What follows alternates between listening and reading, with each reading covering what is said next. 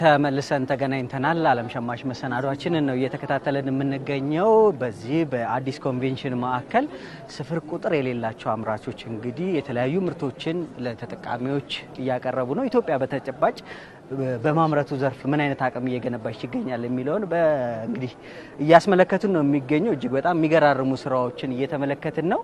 እስቲ ደግሞ ወደ አንደኛው ጎራ እንላለን። አሁንም አብራችሁን ቆዩ። ጤና ይስጥልን። ጤና ይስጥልን። ሰላም ነው? እግዚአብሔር ይመስገን ሰላም። ከረጢት ይሸጣል? ከረጢት ለሳምፕል ነው የመጡት። ለማሳየት ለሳምፕል ነው የመጡት። በነገራችን ላይ አዲስ አዋጅ ወጥቷል አይደለ? አንድ ጊዜ ጥቅም ላይ የሚወጣ የፕላስቲክ ምርትን የሚከለክለው አዋጅ ተግባራዊ ሆኗል። ስለዚህ አሁን ላይ ተፈላጊነታቸው በጣም የጀመሩ ምርቶች ይመስለኛል። በጣም ተፈላጊ ናቸው። በደንብ ሽያጭ ያላቸው እቃዎች ናቸው። መልካም። ምን አዲስ ነገር ይዛችኋል? ይሄ በእርግጥስ በፊት ኢትዮጵያ አይመረትም ነበር እንዴ?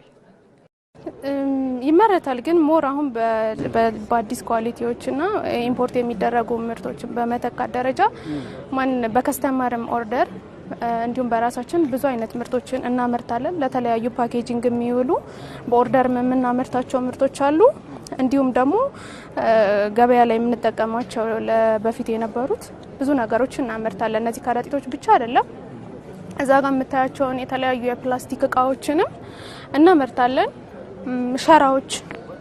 ሸራዎች እንደዚህ ወንበሮችን፣ ሴፍቲ ኔቶችን ለኮንስትራክሽን እና ለቡና የሚጠቅሙ ሴፍቲ ኔቶችን እናመርታለን። አሁን እንደ ሸማች የሚያሳስበኝ አንዱ የዋጋ ጉዳይ፣ አቅርቦት በብዛትና በጥራት ማግኘት ጉዳይ ነው እና ይሄንን በምን ያህል ደረጃ ይመልሳል ማለት እንችላለን? እናንተ ምርቶች የኛ ምርቶች ሀገር ውስጥ እንደ መመረታቸው አንፃር በተመጣጣኝ ዋጋ የቀረቡና በሰፊ አሁን ላይ እየሰራንባቸው ያሉ ናቸው። በብዛት ገበያ ላይም ቀርበዋል። አሁንም አሉ ገበያ ላይና በጣም በተመጣጣኝ ዋጋ ነው እየቀረቡ ያሉት። ለምሳሌ አሁን እነዚህ በዋጋ ፕራይስ አውጥታችኋል? አሁን ባለው ሁኔታ የተወሰነ ጭማሪ ያለው እንጂ 13 ብር እስከ 14 ብር ነበረ ከኛ ጋር የሚሸጡት አንዷ ፒስ ማለት ነው። ይሄ አሁን ባለው የተወሰነ ጭማሪ ያላቸው የጥሬ ዕቃ ዋጋ ስለጨመረ ካለው የነዳጅ ችግር ጋር እንጂ ከ13 እስከ 14 ብር ነበረ ገበያ ላይ የሚቀርቡት። ተመጣጣኝ ናቸው። እውነት ነው። እና እነዚህ ሸራዎችስ? እነዚህ ሸራዎቹ ደግሞ በተለያየ ሳይዝ ከለርና ቲክነስ ይመረታሉ። በሮልም እናመርታለን። እዛ ጋር እንደምታያቸው በሮልም ይመረታሉ። በሳይዝም ተቀንሰው ልክ እንደዚህ አሁን 4 በ5 ነው የሚመረተውና በከለርም በኳንቲቲም በቲክነሱም በጥራቱ በተለያየ ደረጃ እናመርታለን። ከስተመር በሚፈልገው እንዲያገኝ ማለት ነው።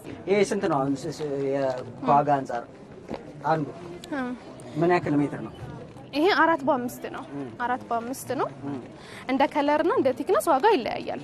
አሁን ይሄ 130 ግራም ነው የሚባለው 4 በ5 ሳይዝ ነው።